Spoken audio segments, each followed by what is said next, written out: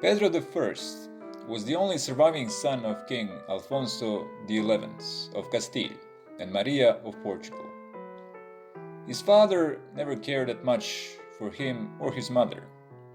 He took a noblewoman, Leonor de Guzman, as his mistress and companion, with whom he had 10 children. In the meantime, leaving Maria to witness that and suffer in silence. He seemed way more fond of his children with Leonora than of Pedro.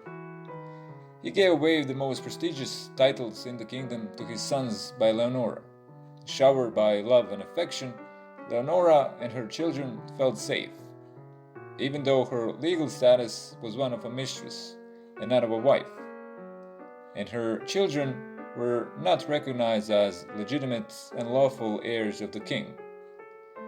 But nobody can tell what the future holds.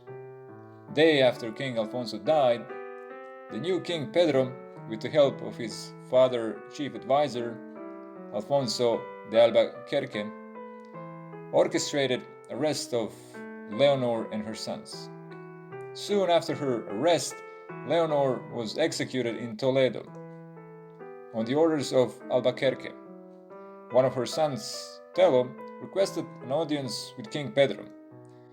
When King asked him what is his reaction to the previous happenings, the young man calmly replied, "I have no father or mother other than your grace." Encouraged by admission of loyalty by one of his stepbrothers, the king, who was still in his teen years at the time, decided to make a public reconciliation between him and his stepbrothers and release them from prison cells, despite objection from Albuquerque. Since King Pedro was still a teenager, the real power in the kingdom was his mother Maria and advisor Albuquerque. Their first task was to find a suitable wife for the young king. The deal was struck with the French king, John II. King Pedro would go on to marry King John's niece, Blanche de Bourbon. However, in tradition with his father's understanding of marriage, he decided to spend his time with another noblewoman, Maria de Padilla, then with his lawful wife. After a while, he exiled Blanche from court, making her live almost like a prisoner. After that, he pressured his mother and Albuquerque to return to their homeland, Portugal. His reign has begun. A good insight in his character we got from a story that may or may not be true. Traveling in Sevilla, the young king himself got into a heated argument with a local man. Soon they drew swords, and King Pedro ended up killing the man. A witness of the event reported what he saw to the authorities. They were embarrassed when they later found out that it was King himself they were after, and refused to bring him to justice, especially because the punishment for murder was decapitation and placing the head at the spot of the murder.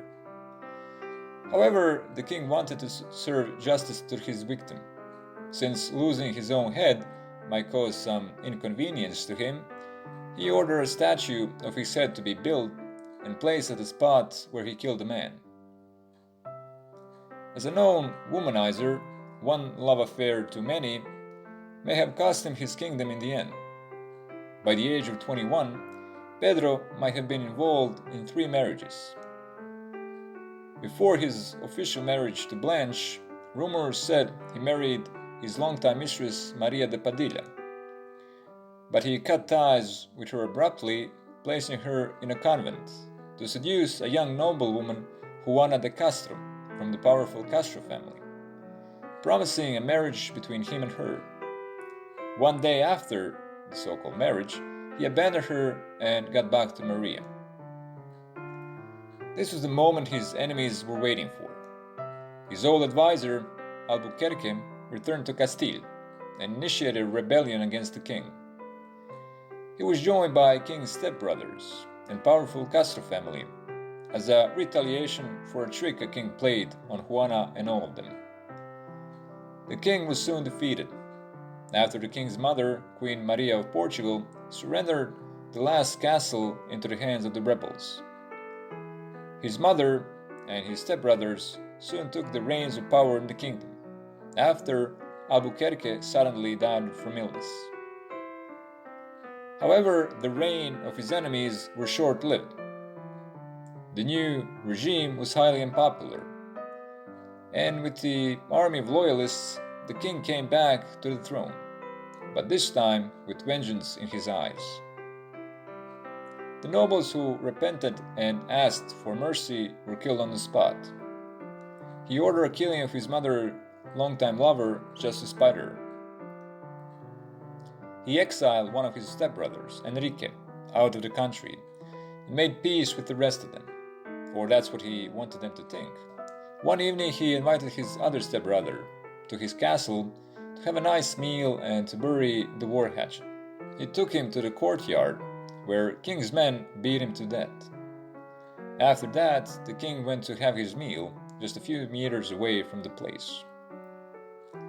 His half-brother Enrique, who hid at the court of Pedro IV of Aragon, convinced the king of Aragon to help him overthrow King Pedro and place him as the king of Castile, and the kingdom of Aragon would gain a small portion of Castilian lands.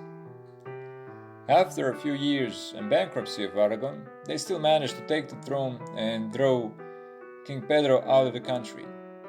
But the next year King Pedro came back, this time with an English army, led by Edward, Prince of Wales, known as the Black Prince. He took the throne, but it proved too impossible to hold it for long because Enrique was not giving up. This time Enrique decided to finish the job. During the last battle, in duel between two kings, Enrique stabbed and killed Pedro.